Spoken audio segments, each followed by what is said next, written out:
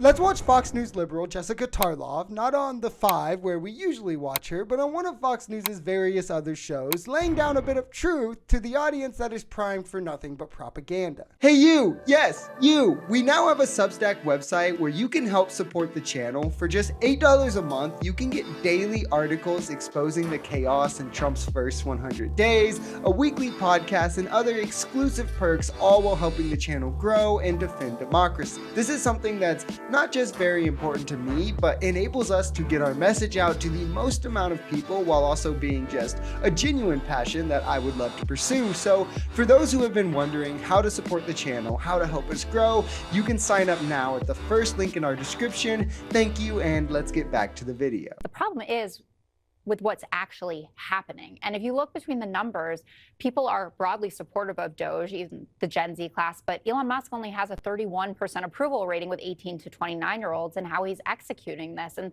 they can see the difference between chaos and actually creating efficiency. They're looking at a world in which hundreds of millions of dollars of aid is going to perish because they're blocking us sending it out. There was a story about a 71-year-old woman in Thailand who goes to a USAID hospital to get her oxygen treatments.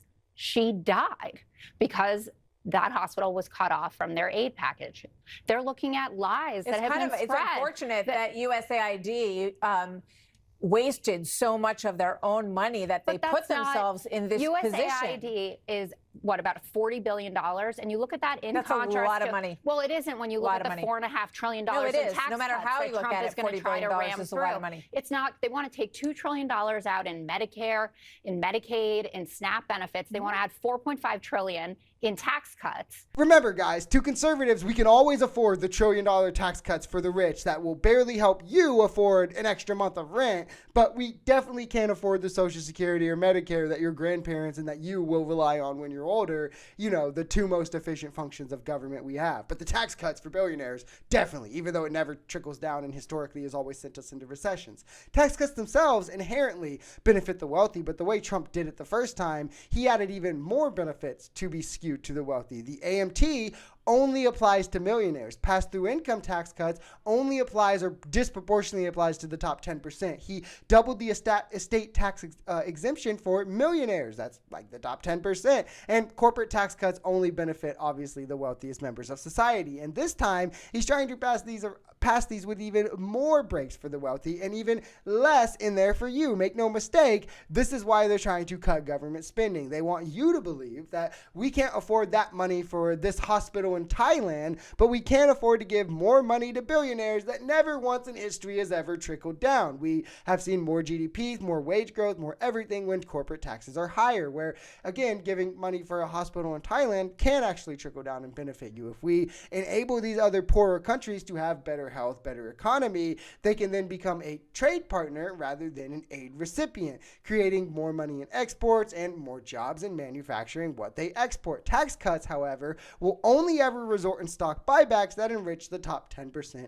even more, while pulling from the social programs that the middle and lower class relies on. The real issue here is that he's talking a big game about transparency, but he's not being transparent himself. This idea that Elon Musk shouldn't have to do financial disclosures like everybody else who's working in the government is ludicrous. They're the New York over Times, the Doge website. Also when you pull it up, it's empty right now. And President Trump said yesterday, oh, well, he doesn't need to do it. Caroline Leavitt has said he doesn't need to do it.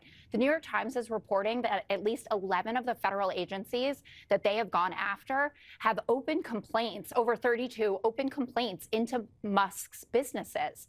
Don't the American people deserve to know? He has tens of billions of dollars in government contracts.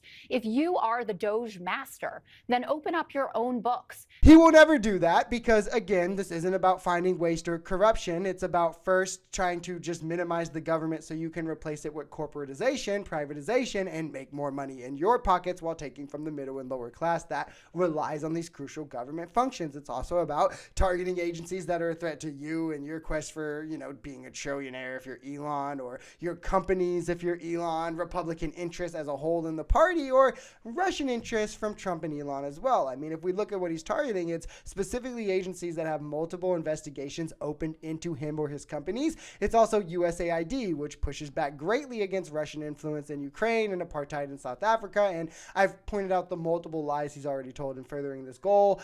First link in my description. First, quick plug for my Substack. I have a whole article on there debunking Musk's claims of fraud that he's found, like $50 million for condoms in Gaza. That literally never happened. Then if you look at Musk's own contracts that he's making from the government, he's getting almost $16 billion a year from the government. Yet he wants you to be mad at AP for getting $8 million from the government, even though they didn't. And that's also just a lie. He's getting it primarily from NASA and the Defense Department. Notice how conveniently those are two agencies that Doge hasn't even kind of looked towards or looked into, because it's clear he's only trying to cut agencies that hinder him and his billionaire buddies from further extracting more money from the working class, like the CFPB. That way he can afford more tax cuts for himself and the billionaires that will further enrich them. They want you to think that we have to look at the $65 a day getting spent on your sick grandma for her medicines or whatever, rather than the $8 million a day that Elon Musk currently makes from the government off your taxpayer dollars.